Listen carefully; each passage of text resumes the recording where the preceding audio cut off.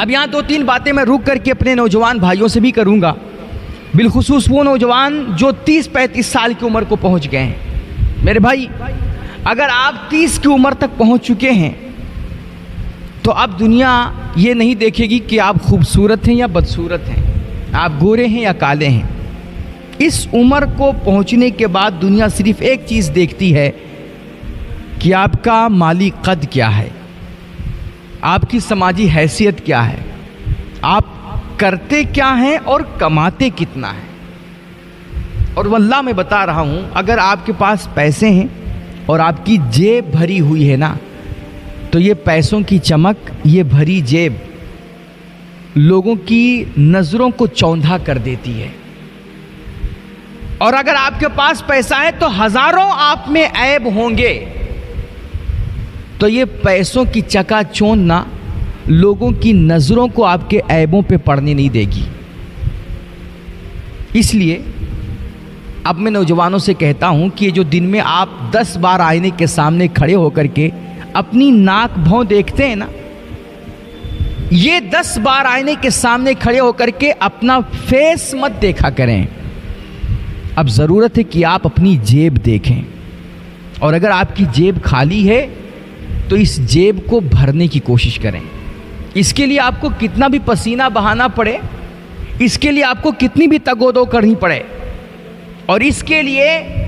آپ کو خاک چھاننی پڑے، ریڑھی لگانی پڑے، فاوڑا چلانا پڑے، کچھ بھی کرنا پڑے حلال طریقے سے، تو آپ محنت کر کے حلال طریقے سے پیسے کمانے کی کوشش کیجئے، بزنس کیجئے، چھوٹا موٹا کاروبار، لیکن اپنا کاروبار کیجئے، شروع کیجئے۔ آج بہت سارے نوجوانوں کی ہمارے سوچ ہے، وہ بیچارے بڑے ٹیلنٹڈ ہوتے ہیں، ان کے اندر قابلیت ہوتی ہے، صلاحیت ہوتی ہے، وہ کرنا چاہیں تو بہت کچھ کر سکتے ہیں، اللہ نے ان کو بڑے فن اور کمال بخشے ہوتے ہیں، لیکن وہ کہیں 10,000 12,000 کی کوئی نوکری پا جاتے ہیں تو اب سوچتے ہیں کہ بھیا ہماری گاڑی تو چل ہی رہی ہے، زندگی تو گزر ہی رہی ہے، تو اب ہمیں زیادہ کچھ ہاتھ پیر چلانے کی ضرورت کیا ہے؟ تو وہ 10-12 ہزار کی نوکری کرتے کرتے ساری زندگی گزار دیتے ہیں، وہ آگے کا کچھ سوچتے ہی نہیں ہیں، وہ اپنے اندر چھپے ہوئی قابلیت اور صلاحیت کو بھانپنے کی اور اس کو نکھارنے کی کوشش ہی نہیں کرتے ہیں۔ دیکھو، میں بالکل نوکری کی مخالفت نہیں کرتا ہوں، لیکن میرے بھائی، ہمارے دین میں، اسلام میں، اور بلکہ ہماری جو اسلام کی عظیم شخصیتیں گزری ہیں نا، اور اسلام نے جہاں بھی ہمیں ذریعے معاش کے لیے کچھ بھی کہا ہے، تعلیم دی ہے، تو وہاں بزنس اور تجارت کی تعلیم دی ہے۔ ہمارے نبی نے تجارت کی ہے، صحابہ کرام نے تجارت کی ہے، اولیاء اعظام نے تجارت کی ہے، ائمہ کرام نے تجارت کی ہے، اور ہمارے نبی علیہ الصلوۃ والتسلیم فرماتے ہیں کہ میری امت کے رزق کا نا 9% حصہ، 10 میں سے 9% حصہ، اگر اس کو 100 میں کنورٹ کریں تو 100 میں سے 90% حصہ رزق کا اللہ رب العزت نے تجارت میں رکھا ہے۔ تجارت میں بڑی برکتیں ہیں، اور تجارت کی عظمت اور اہمیت دیکھیے اسلام میں کیا ہے۔ ابھی دیکھیں نا، یہ حج کا مہینہ چل رہا ہے، حجاج کرام جب حج پہ جاتے ہیں تو ان کو حکم ہے کہ وہ جب اللہ کے گھر کے لیے سفر پہ روانہ ہوں، حاضری دینے کے لیے اللہ کی بارگاہ میں، تو اپنی ساری خواہشیں، ساری لذات، ساری دنیا کے چمک دمک کو پیچھے چھوڑ دیں۔ اب وہ نہ کوئی سلا کپڑا پہن سکتا ہے، نہ زیب و زینت اختیار کر سکتا ہے، نہ سرما لگا سکتا ہے، نہ تیل لگا سکتا ہے، نہ بالوں میں کنگھا کر سکتا ہے، یعنی کہ اس کو دیوانہ وار لبیک اللہم لبیک کی صداؤں میں اپنے رب کی بارگاہ میں پہنچنا ہے اور اس کریم رب کی بارگاہ میں حاضری دینی ہے۔ یعنی کہ جب دنیا سے بالکل کٹ جانا ہے، کنارہ کش ہو جانا ہے، اور سوائے اللہ کی عبادت کے اور کسی چیز کا تصور نہیں رکھنا ہے ذہن میں، ایسے وقت میں اگر اس کو بزنس کا خیال آ جائے، کاروبار کا خیال آ جائے، تو اس عالم میں بھی کہ جب ساری دنیا سے کٹا ہوا ہے، لذات کو پیچھے چھوڑ چکا ہے، خواہشات کو مار چکا ہے، اپنی جو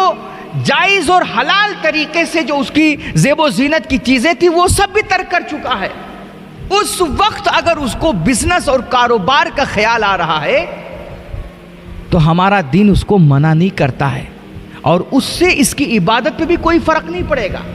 حج بھی باطل نہیں ہوگا، بلکہ اللہ کا قرآن صاف لفظوں میں فرما رہا ہے لیس علیکم جناح ان تبتغوا فضلا من ربکم، کہ تم حج کے سفر کے لیے روانہ ہو رہے ہو،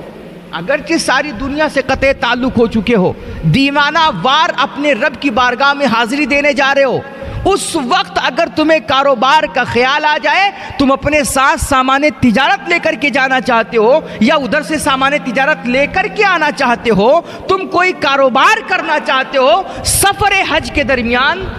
تو یہ تمہارے لیے کوئی گناہ اور ناجائز چیز نہیں ہے، بلکہ یہ تو اللہ کا فضل ہے جو تم ڈھونڈ رہے ہو، تلاش رہے ہو، تمہیں اس کی فل اجازت ہے، فل اتھارٹی ہے۔ تم سفر حج پہ جانا چاہتے ہو اور وہاں تمہیں کوئی کاروبار کا موقع مل جائے تو تم شوق سے کاروبار کرو، اللہ تمہیں اس سے منع نہیں کرتا ہے۔ ہاں، اتنا خیال رکھنا چاہیے کہ کاروبار اور تجارت کے چکر میں جو مناسک حج کی ادائیگی ہے اس میں کوئی فرق نہ پڑے، ہے نا، کہ آپ اپنے مناسک کو ترک کر کے اور کاروبار کریں تو یہ غلط ہے،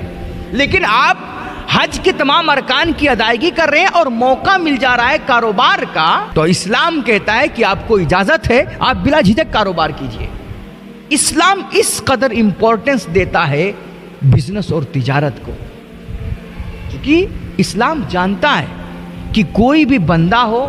کوئی بھی فرد ہو یا کوئی بھی سماج ہو یا کوئی بھی قوم ہو، وہ اس وقت دنیا میں عزت نہیں کما سکتی اور وہ کوئی اعلیٰ حیثیت اور کوئی اونچا مقام حاصل نہیں کر سکتی جب تک اس کی آرتھک استھتی مضبوط نہ ہو جائے اور مارکیٹوں میں اس کا کنٹرول نہ ہو جائے۔ اب دیکھیے یہودیوں کو، اسرائیلی جو ہیں یہودی لوگ، ایک چھوٹا سا ملک ہے اسرائیل، اور بہت زیادہ ان کی تعداد نہیں ہے، دنیا میں کہیں الگ الگ ملکوں میں بھی 2 4 6 لوگ ایسے بفرے رہتے ہیں، باقی جو ان کی بڑی اکثریت دکھتی ہے آپ کو زیادہ اسرائیل میں ہے، وہ بھی چھوٹا سا ملک ہے۔ اتنی کم تعداد میں ہو کر کے بھی آج وہ دنیا پہ اپنی حکومت چلا رہے ہیں اور ساری دنیا ان کے سامنے گھٹنے ٹیکتی ہے،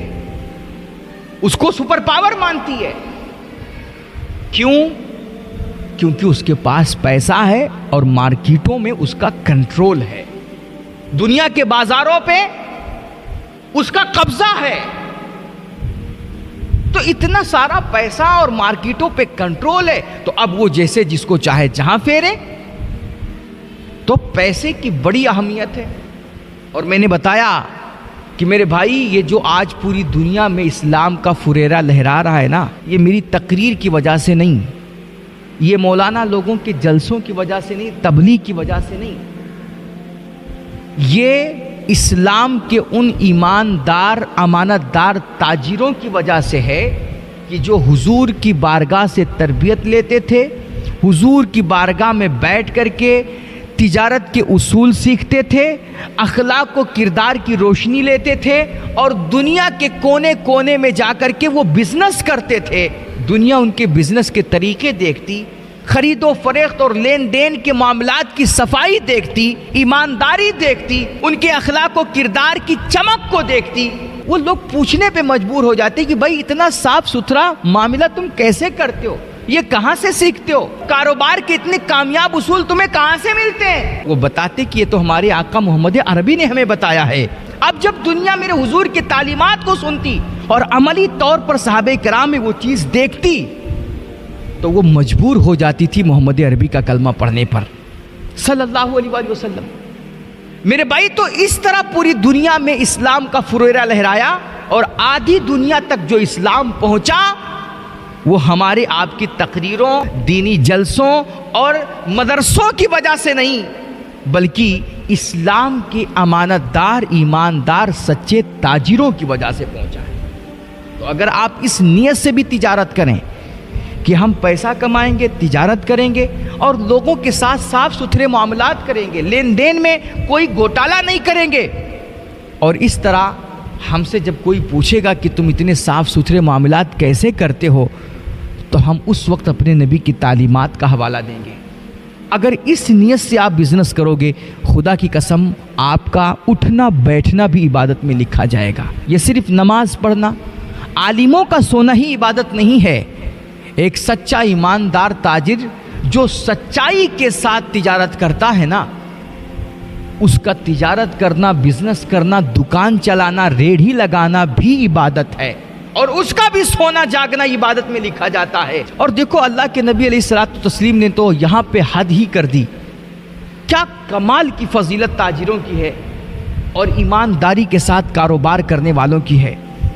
حضور فرماتے ہیں دیکھو میں حبیب اللہ ہوں، سبحان اللہ، یہ بہت بڑی عظمت ہے۔ کوئی خلیل اللہ ہے، کوئی کلیم اللہ ہے، کوئی روح اللہ ہے۔ اللہ کے نبی فرماتے ہیں میری شان یہ ہے کہ میں حبیب اللہ ہوں، میں اللہ کا حبیب ہوں۔ لیکن بات یہیں پہ ختم نہیں کی، اگلا جملہ سنیے، اللہ کے نبی فرماتے ہیں والکاسب حبیب اللہ، اور یہ جو محنت کرنے والے ہیں، اپنے ہاتھ کی کمائی سے اپنا گھر چلانے والے لوگ ہیں، یہ جو ہاتھ گاڑیاں کھینچنے والے لوگ ہیں، ریڑھی لگانے والے لوگ ہیں، فاوڑا چلانے والے لوگ ہیں، یہ جو بزنس کاروبار کرنے والے لوگ ہیں، اللہ کے نبی فرماتے ہیں یہ بھی حبیب اللہ ہیں۔ اللہ ان لوگوں کو بھی بہت پسند فرماتا ہے، اللہ ان سے بھی محبت کرتا ہے۔ میں حبیب اللہ ہوں اور میری امت کا مزدور، پیسہ کمانے والا، ایمانداری کے ساتھ بزنس کرنے والا بندہ بھی حبیب اللہ ہے، اللہ اسے محبت فرماتا ہے۔ اس سے بڑی عظمت کچھ ہو سکتی ہے؟ اور حضور فرماتے ہیں دیکھو عالم صاحب جنت میں جائیں گے نا، تو ان کے لیے کوئی گارنٹی نہیں ہے کہ اللہ کے نبی کے ساتھ ان کو جنت ملے۔ حاجی صاحب جنت میں جائیں، کوئی گارنٹی نہیں کہ ان کو اللہ کے نبی کے ساتھ جنت ملے۔ نمازی صاحب جنت میں جائیں، کوئی گارنٹی نہیں کہ اللہ کے نبی کے ساتھ ان کو جنت ملے۔ کوئی کتنا بھی بڑا متقی ہو، پرہیزگار ہو، ولی کامل ہو، ضروری نہیں کہ اس کو اللہ کے نبی کے ساتھ جنت ملے۔ لیکن جب ایک کاروباری بندہ جنت میں جائے گا،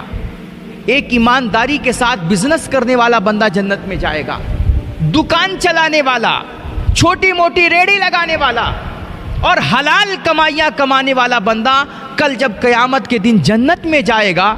تو اللہ کے نبی فرماتے ہیں میں محمد گارنٹی لیتا ہوں کہ اللہ اس کو نبیوں کے ساتھ، صدیقین کے ساتھ اور شہدائے کرام کے ساتھ جنت میں جگہ نصیب فرمائے۔